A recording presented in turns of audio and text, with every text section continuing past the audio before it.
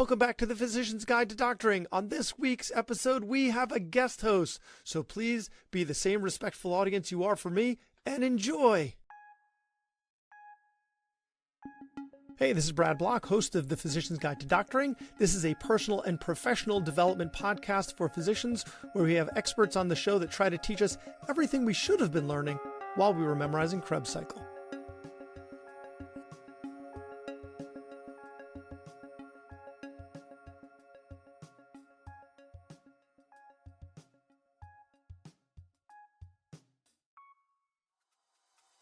Doctors change lives every day. But what happens when life changes yours? A single injury, a sudden illness, your career, your income, your future can shift in an instant. The best physicians don't just plan for success, they protect it. At Set for Life Insurance, they believe financial security isn't a luxury, it's a necessity. True own occupation disability insurance ensures that no matter what happens, your future stays in your hands. Because protecting your income means protecting everything you've built. Visit drpodcastnetwork.co/setforlife today. Secure your future before life makes that choice for you. How do you balance pushing yourself to be a great doctor while also making sure your own and your family's needs are met? What can a health and wellness coach do for you as a physician, even in an early career stage? My name's Dr. Zhen Chan. I'm a pediatrician and co-founder of Grapevine, a company dedicated to improving how we physicians match the jobs and providing that support through our professional journeys. And these are just a few of the questions we'll be tackling on today's episode of Physician's Guide to Doctoring with Dr. Amna Shabbir.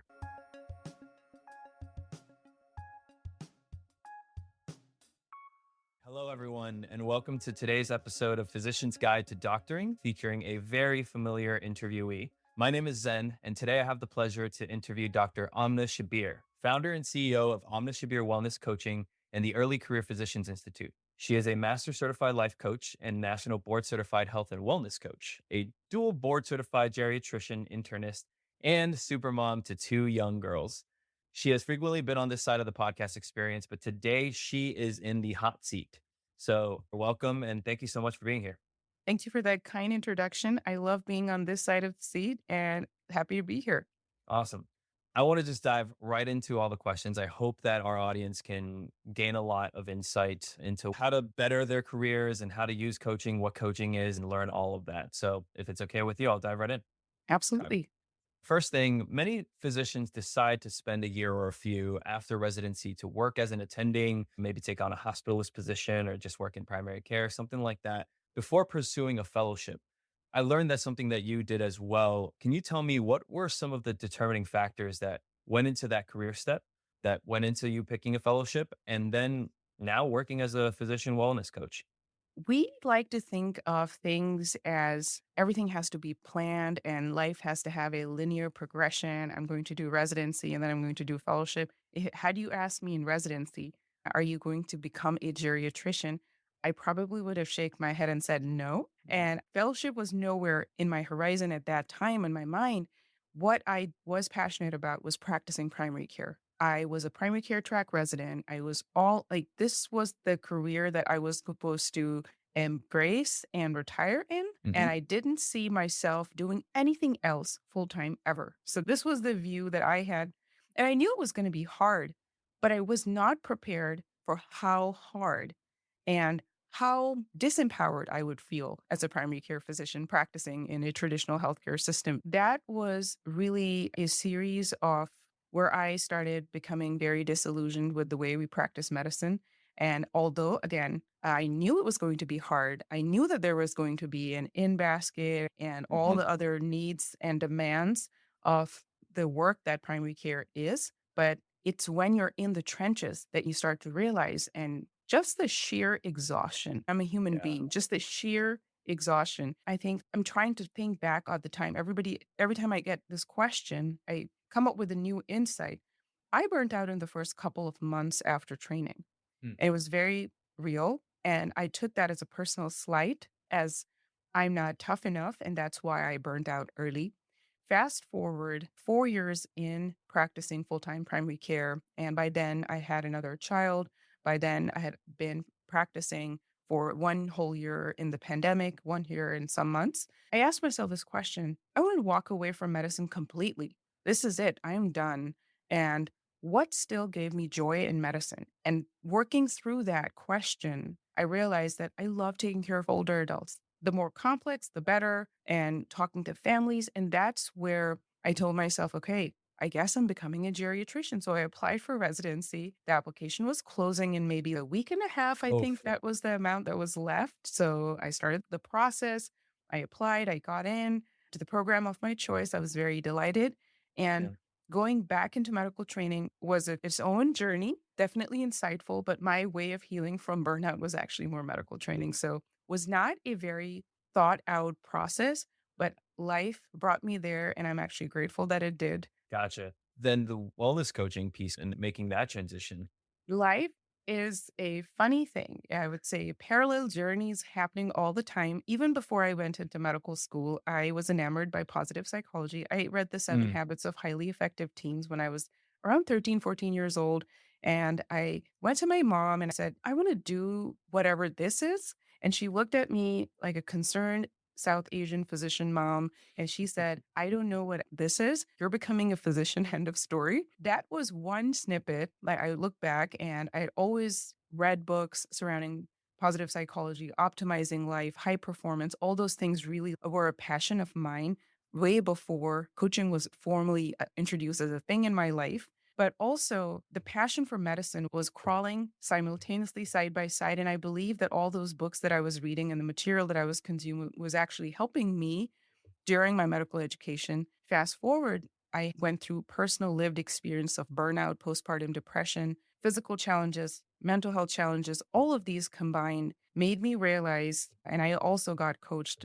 This is the journey which many people are on simultaneously. I'm so glad that I got coached even before the pandemic hit because then I had some tools in my toolkit to deal with what was coming ahead. I just look back at the time where I felt like I needed somebody in my corner, helping me, cheering me on, actually coaching me with specific skills that I could use. And that's when, after fellowship, I realized, okay, this is it. I need to go and actually do that thing that was always a passion of mine. And I got my coaching certifications and started working with my clients. And it's been such a wonderful, joyous experience. And as is when you do medicine, you want to learn all the things. And that's why I did initially my wellness coaching. I am certified in health coaching and life coaching. So I take all of those techniques that I learned and I combine them to create a unique experience for the clients that I'm working with. that is awesome. That's super inspiring. And I often wonder if having coaches available during residency, during medical school, so that we have some of these, like you said, tools at that stage would just better prepare us for practice because you see so many people, so many physicians burning out. And I know there was a report that said burnout was lower than it has been in several years this year, but it's still over 50%. So it's still high. But I just wonder if having more coaches available at an earlier stage would have just prepared us all a little bit better. You mentioned something earlier about that exhaustion. And for residents and fellows, you ask anyone, no one's going to tell you they're not exhausted. Everyone is tired and fatigued, right? Like we have those 80-hour work weeks and all that. How might you coach a physician at that stage, at that early stage, to deal with that inner voice in the back of the mind that's saying, oh, you're not allowed to be burnt out yet. If you're burnt out now, you're not a good doctor. What do you say to people who ask you that question? I want to pause and backtrack a little bit to the earlier comment that you made, Zen, which was, I wonder if we had access to these tools earlier, would that be helpful? We Mm, actually have data that tells us that it is helpful. okay. Coaching is evidence based. We have randomized control trials that show that coaching helps decrease burnout, that improves quality of life, flourishing. There's like RCTs Wow. out there that have been published in JAMA. We know what works. But the question is, and we know that physicians are burning out. And many people show concern. A lot of times, what I feel is that organizations are misplacing their resources sometimes, such as I know places that are creating wellness rooms and yoga rooms. Who Mhm, is going to mhm. go and do yoga in the middle of a crazy 26, 30 patient hour a day? So while the system changes are very different, you absolutely need to work on the logistical burden that physicians and other clinicians are going through. But we also know that coaching works. And it is an integral component of any well-being plan. And all serious organizations are now actually looking into it, being Mhm. an integral part of the plan. So yes, it works. The question is, are you serious enough to get your employees and your clinicians the help that they need? Bring that Now, resource in. Yep.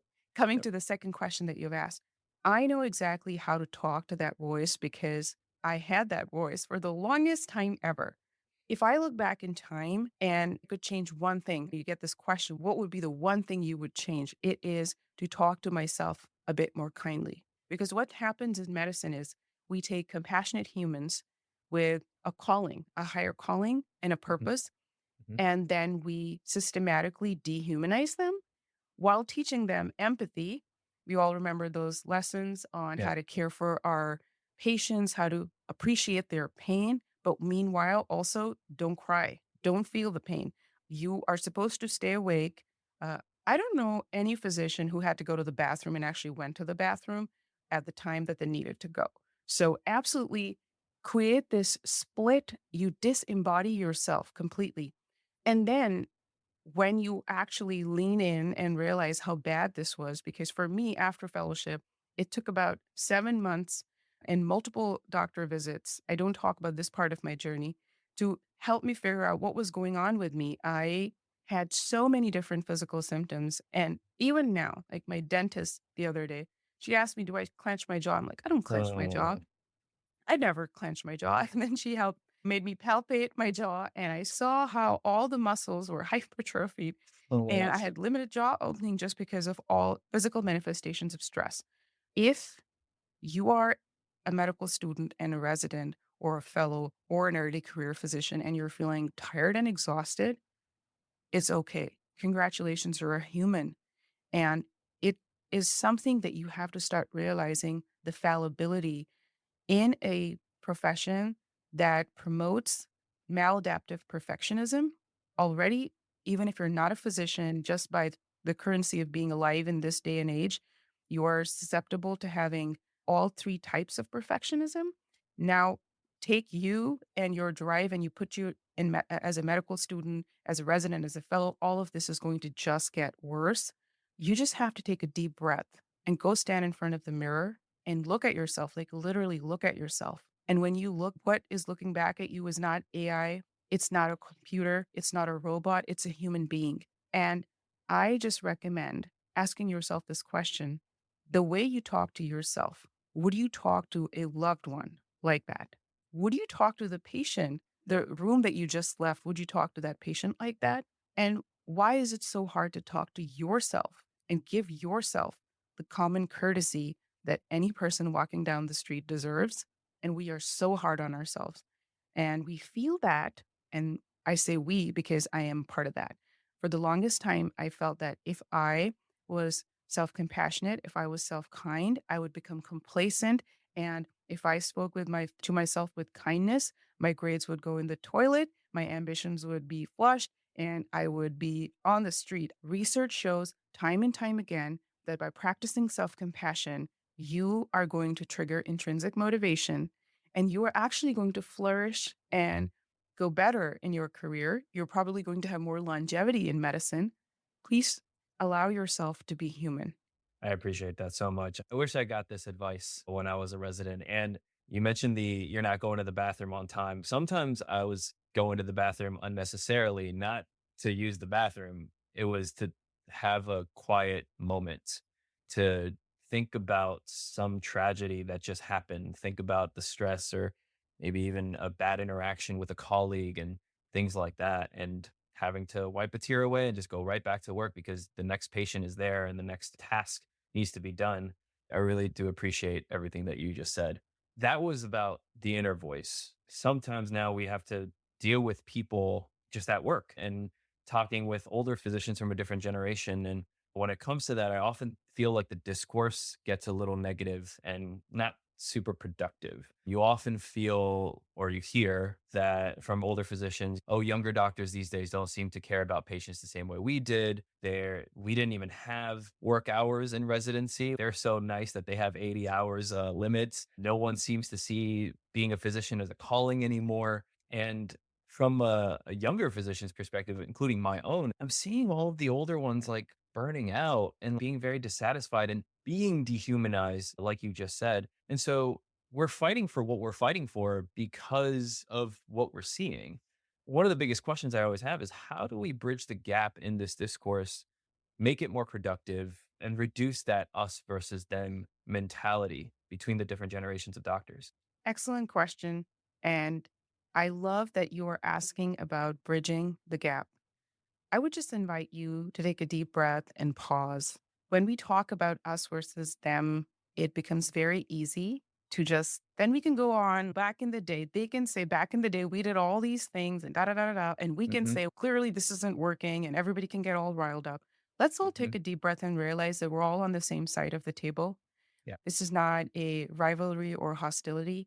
I have deep compassion for my senior colleagues when they say this, because when people are lashing out, it is a way of manifesting trauma. They have gone through what they have gone through, and they have been programmed to say these things because people said those things to them and they Hmm. didn't have work hours. Yeah, they didn't. And it was awful and it was hard. The question right now is, and clearly we're recognizing that this doesn't work. And that's what a lot of senior colleagues are also recognizing. This is not working. All senior colleagues are not saying this, and all junior colleagues are not behaving the same way. Be aware of all or none thinking, be aware of us versus them thinking, and build a bridge. Take a deep breath and recognize that we are all bonded collectively in the trauma that is medical education, and that is the lived experience of being a physician and a clinician. When you try and save your patient and that pain doesn't go through, it is awful. And we have all felt the pain of loss. We have all felt the physical manifestation of sheer exhaustion. So, first, what is common far outweighs what divides us. So, just taking a collective deep breath and having compassion for the person making this statement that right now younger doctors are doing this, et cetera, et cetera. I have deep compassion and I invite you to have compassion. But let's not confuse compassion with facts. Hmm. Compassion allows space for mindfulness and the ability to examine what the facts are. The facts are that we have to stop the trauma transfer cycle that we are all going through. And where does this end? So, can you be a trauma stopper? This is the same way that we say trauma is inherited, trauma is passed genetically. This is the same way that we're just giving the trauma that we went through to our younger colleagues. And if we do QI and we do research and we do systems improvement, there is always room for improvement. Even in the best case scenario, there's always room for improvement. And that goes for medical education, that goes for the practice of medicine. Our struggles are different, and their struggles were different. Our struggles are that by the time we were done recording, a lot of things that you and I studied are already outdated. My dad's a physician, and he showed me his pathology book, and I laughed at the rheumatology chapter. And he was like, "That's not nice." And I said, "Dad, yes, you're right. That's not nice," because it was like very short. And he said the answer, it was only steroids. And right now, that's not the only answer. Nice. And while that's delightful for all our patients, it's challenging to keep up. It's challenging to show up. So, any physician, if you invite them to sit down and take a deep breath and look at how physicians all over the US are feeling the lack of autonomy, feeling very disempowered, physician suicide rates are extremely high, burnout rates are still high. All of these things, we are all collectively bonded in those things, and we have to collectively change the narrative. So, my advice would be compassion and invitation for dialogue to all sides. And I completely see it. I sit and I talk a lot, and I have patients that are physicians from they're in their 90s, and we get to chat and they tell me their stories that are remarkable and incredible. So, whenever you hear people say that, take a deep breath, invite them for a dialogue, and have compassion. I will definitely take that to heart next time I chat with someone who brings up any of these comments.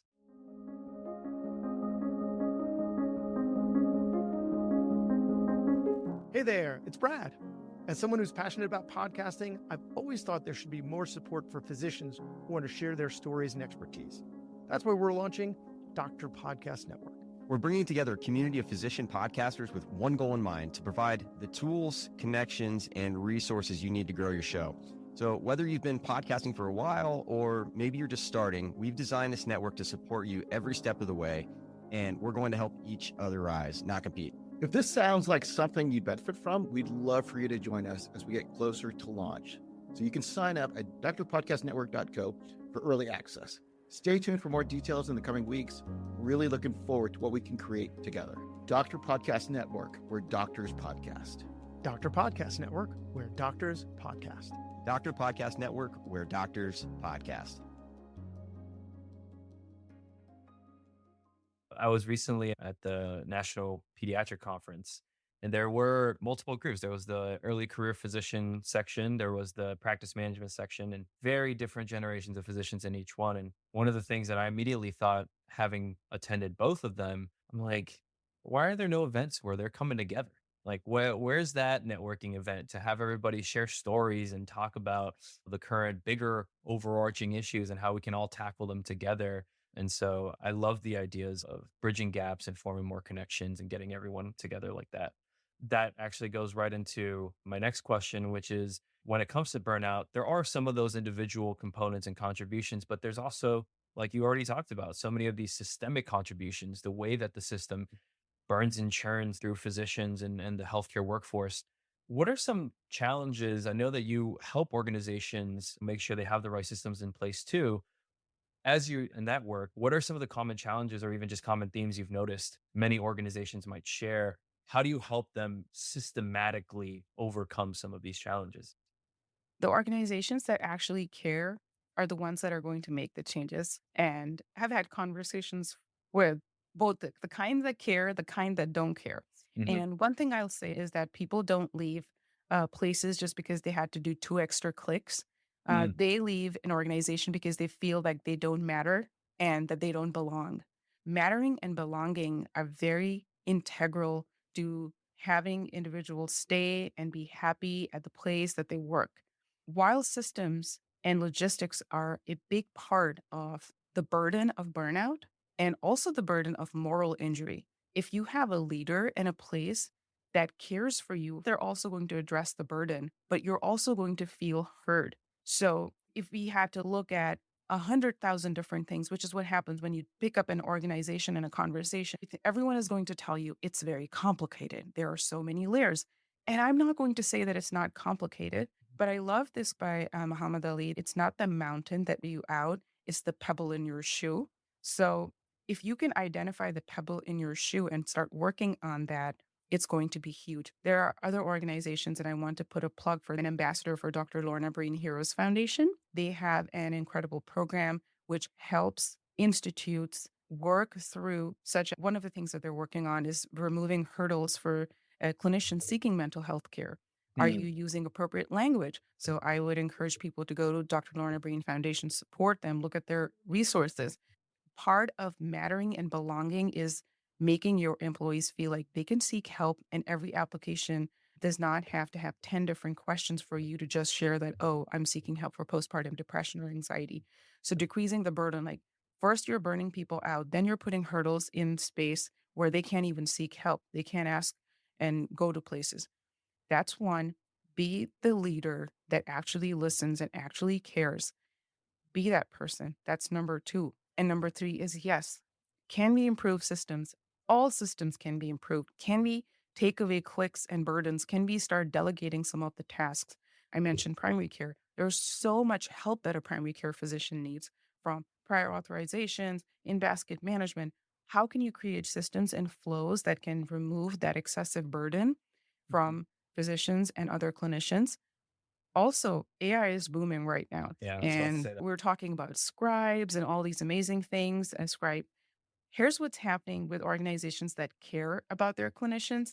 They're going to say, okay, here's a scribe situation to make your life easy. Whereas other organizations are going to say, wow, now somebody else can write your note. So can you please see 2 patients instead of the 1 patient that you were seeing? When is this madness going to end? And so what's happening is, when you look at retention, when you look at turnover, smart organizations care for their employees and they work on retention and they work on burnout. So, for example, one of the studies I was recently looking at coded that burnt out physician will cost an organization about $81,000 per year. Mhm. And aggregating everything comes up to losing 2% of the organization's annual budget is lost to just physician burnout. Yeah. And if you're a smart organization, you will invest in metrics and you will make your employees feel like they care. And the downstream effect will then be that your patients will feel like they're being taken care of. So looking at organizations and systems in summary would be to inclusion and belonging is important. And then how can you take away burden and be a leader that listens? Yeah, you mentioned those lost or the cost of that burnout and that lack of retention. I actually read a statistic that inclusive of the lost revenues and the turnover and everything, a big organization can lose $6,000 to $8,000 a day. And a plug for family medicine, pediatrics, and just primary care in general, because of how they are this sort of gatekeeper to the rest of the system and all the referrals that are being done, the labs that are being done, et cetera, et cetera, et cetera. The return on investment of keeping a primary care physician in your system is actually tremendously high. There was one survey, I believe from 2023, that showed a family doctor has a 8.8x return on investment comparing their annual salary to the amount of revenue that can be generating through the services they provide.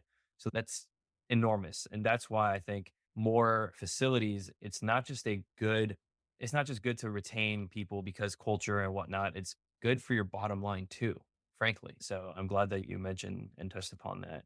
I want to switch gears a little bit and allude to some things that you had mentioned in previous interviews and writings that you've done. So back in September of 2023, you had written a poem called Just a Doctor, and that was shared on the Doctors on Social Media network with Dr. Donna Coriel. I won't read it, but I'll put it in the show notes so that everyone can read it. I think it was wonderful. My biggest takeaway from that poem was that sometimes you just want to talk to someone who gets it. And I think you talked about that in the beginning when it came to you being inspired to being a wellness coach. In a career that can often feel isolating because of how hard it is to talk about the work that you're doing with your usual support systems like your parents, your friends, or your partner, who do you suggest physicians turn to if they need that extra support? Thank you for reading the poem and for mentioning this, Van.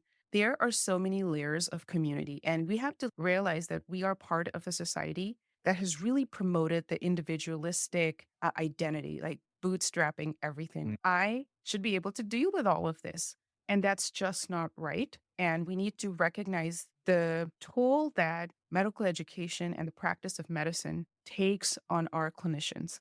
If we don't recognize it, we can't solve for it. If we recognize it, we normalize asking for help, we destigmatize it. So the support system around you and your community can have many layers, but all the layers I would recommend, some layers involve commiseration and venting. That's where you need friends. I want you to hate that person with me. And you just sit down and we just chat and we just relax. Yeah. But sometimes that's not what's needed. That promotes over identification with negative emotions. So you need somebody that can help you have more objective look at things. So when you need that objectivity and goal focused forward momentum, that's where coaching comes in. So I would encourage reaching out and seeing if you can access coaching. Sometimes you need somebody who can guide you forward, and that's where mentoring comes in. Sometimes you need a little combination of both, and that's where peer support comes in. And these are all different layers. And then sometimes you need therapy and you need counseling and you need clinical help. And whatever season of life you find yourself in, find your community. You do not have to do this all alone. We have been fed a lie. The lie is that everything has to be perfect, including you. You are a human. You will fall and you will fail. And being a physician does not make you immune to having personal emotions and personal life. I've had a coach for a very long time, and I don't foresee myself not having a coach in some shape or form. And I have mentors and I have friends. There are layers. Life can be so beautiful and so optimized in so many different ways. Why do we have to suffer alone and suffer in silence? That's why I invite you to create layers and community around you. And this also takes away the agony of putting stress on one human. Your parents cannot understand everything that you go through.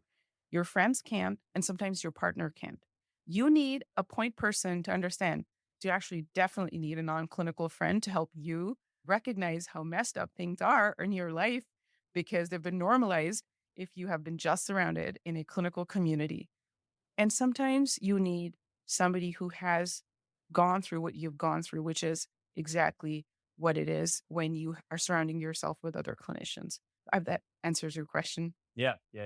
I think that's perfect because there's the objective people and then there's the ones that you commiserate with. The ones that you commiserate with, they're easy to find because you're after a residency shift or you're after a hard shift and you can talk about the day and vent, but it's the objective outlets that are harder to find. And even taking that step to say, I need to talk to a therapist, I need to talk to a coach. That first step often may be even the biggest hurdle. And so I hope that later on in the show notes or wherever else, I can put your information there as well. And people can come to you if they feel like they would really benefit from that one-on-one service. I have one last question. And you've mentioned the Muhammad Ali quote, and you've talked about quotes a bit here. I also am someone who loves using quotes as ways to guide life. So I want to allude to two quotes that you have mentioned in the past. And it is from a poem called Good Timber by Douglas Malloch. I hope I'm pronouncing that right. And you mentioned that you really loved that quote while you were in medical training. I'll read it out real quick. It starts, "The tree that never had to fight for sun and sky and air and light, but stood out in the open plain and always got its share of rain, never became a forest king, but lived and died a scrubby thing. Good timber does not grow with ease. The stronger wind, the stronger trees." And then after some time, you recognize your own burnout and how your path has developed. And you notice that quotes like that can really push someone to a point of exhaustion and that mindset of never quitting no matter what. So you found a new quote and you said this was your new favorite by a writer named Anais Nin. And that one goes, "And the day came when the risk to remain tight in a bud was more painful than the risk it took to blossom. Life is a process of becoming, a combination of states we have to go through. Where people fail is that they wish to elect a state and remain in it. This is a kind of death." So these two messages, they feel diametrically opposed.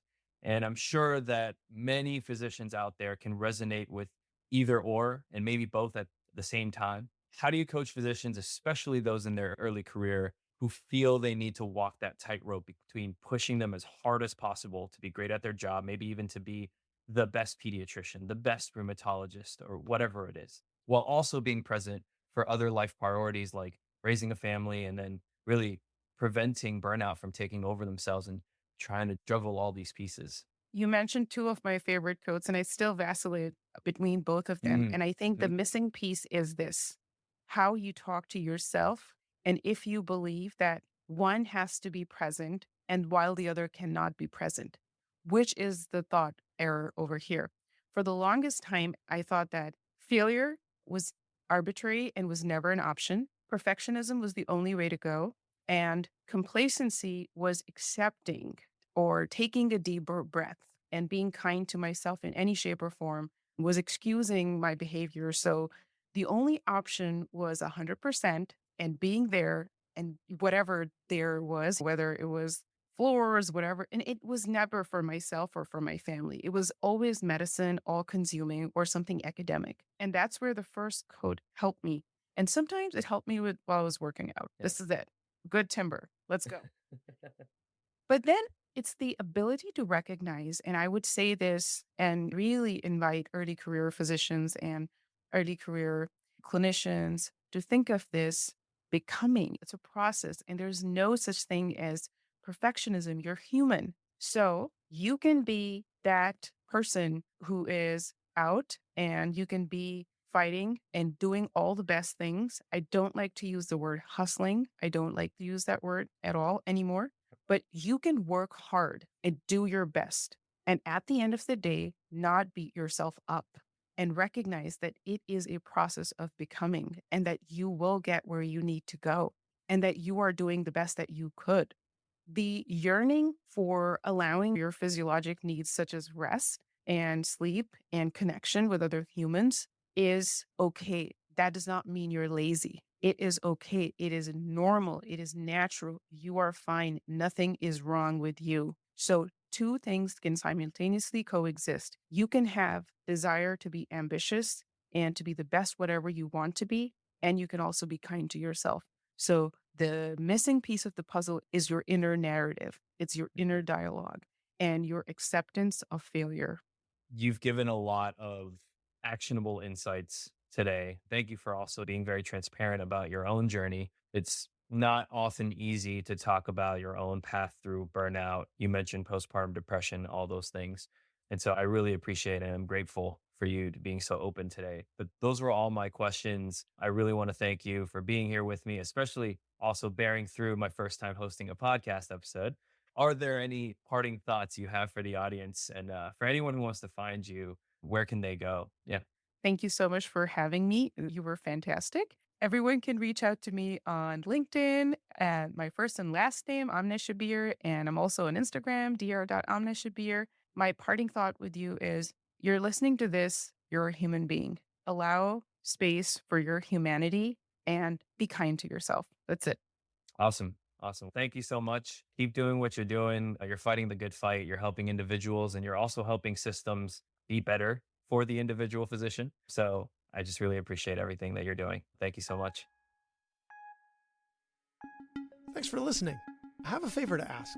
You listened to the episode until the end, which means you either fell asleep or you really liked the episode.